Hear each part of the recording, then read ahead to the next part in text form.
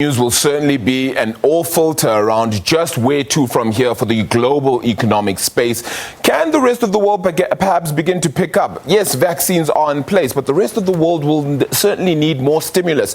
Then Joe Biden decides, well, he's going to put forward a proposal for a 1.9 trillion rand economic stimulus plan for the United States in order to pump the recovery back into that market, while at the same time ensuring that vaccines are the aim of the game out in the world number one economy. Well, what has that meant? Well, some positivity out in Asia. We're seeing around 0.25% gain for the Hang Seng today. Marginal gains out in Shanghai, but the Nikkei did manage to close just a slight bit weaker today, so not too much on that front. Unfortunately, it didn't mean too much for the rest of the globe, though. European trading has been quite muted today, but sitting in negative territory. 0.8% weaker for the FTSE 100 out in London. The CAC 40, though, out in France is down 0.9%. It's lost 52 index points. Similarly, going down as well on the JSE, we're around 0.1% weaker right now, sitting at 63,817 points. So still good in that context, but we are still down though 67 points today. The big losers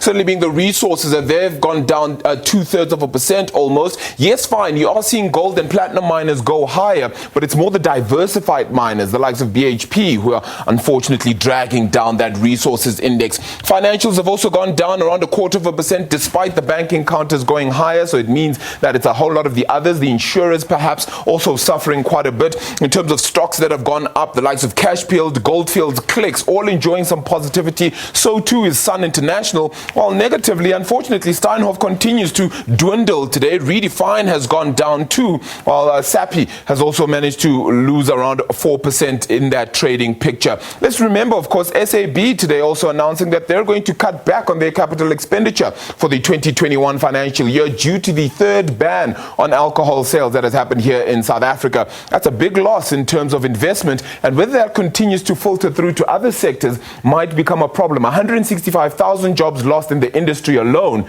That is going to hurt South Africa. Onto the currency weakness, unfortunately, we're at 15 Rand 17 against the US dollar. It's 18.41 for a euro and 20 Rand 70 then for a British pound. The Bitcoin price going slightly lower, while Brent crude is also 1.7% weaker, $55.46 a barrel over on that one.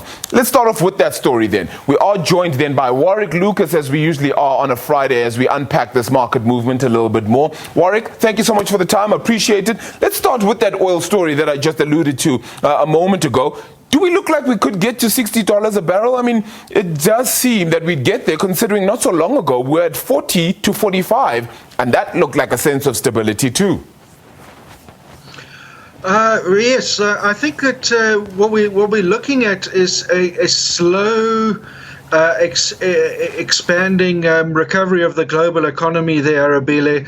Now, we've seen it in China and the Far East, who largely have a self-sustaining recovery there, but the balance of the world has still really got to get its act going, and that's what all that fiscal stimulus is about, is making sure that the US at least can get some kind of flywheel that really just forces that economy to get going and pick up again. And then, of course, there's Europe. So we do need some big players to come to the party there. Yeah, I mean, whether we can get to $60, I guess that depends on whether the fracking producers start coming back online. Yeah. But I think they'll probably hold off below 60 for now. So 60 is possible. Yeah. Warwick, how much more stimulus can the world take, or does the world actually need? The US now, another 1.9 trillion US dollars being proposed by Joe Biden. I don't know if he's going to push through the entire nearly 2 trillion there, but it's still a sizable amount, isn't it? It's a heck of a number. I think that what we're looking at here is something that was very similar to what was used to finance the Second World War.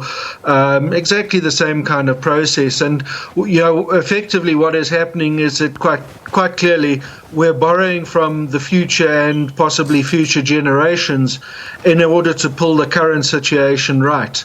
So it becomes a bit open-ended.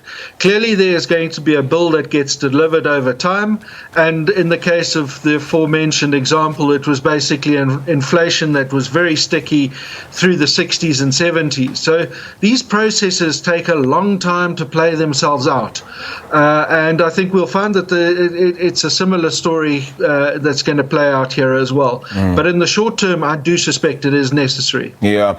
What happens then locally? I mean, what do we look towards, particularly for 2020? The tech stocks were the big thing sort of internationally. They're coming under a little bit of more scrutiny, I suppose. On the local front, do we look industrials? I mean, the property stocks have certainly been battered quite heavily as well. Is that perhaps some room to gain? Or are the banking stocks perhaps the way to go as well? I think in all circumstances, both domestically and abroad, I mean, the area that one is looking at now most critically are more sensitive stocks, sometimes so-called value stocks. But the theme that we're looking at is, will there or won't there be economic recovery? And the thing is that as long as there is economic recovery, then there is some scope for those companies and sectors of the economy to sort of start refiring and recontributing. That's at least what we're looking for. In terms of the likes of minings and so on, I mean, what they're looking for is for the world to try and stimulate itself via infrastructure. To some degree, I mean, looking at where the global commodities index going, that's positive, should be positive for South Africa, but obviously we need to actually see that translate into sustained offtake. Do you think a lot of companies will perhaps be looking to divest a little bit from South Africa, take their money a little bit away from the country? I mean, earlier today we just saw SAB decide, well, no, not so much they can do with regards to capital expenditure, considering that they're not making any money from South Africa right now due to this alcohol ban. Do you think that becomes a feature of this pandemic-strewn era?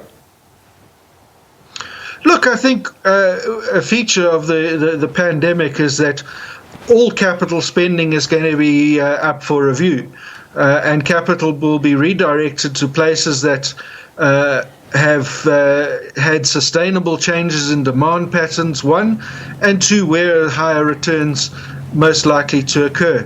And I don't think it's just going to be a problem with South Africa. I mean, it's a global problem where every company is going to be looking at its debt profile, its capital profile, and respond appropriately. Yeah.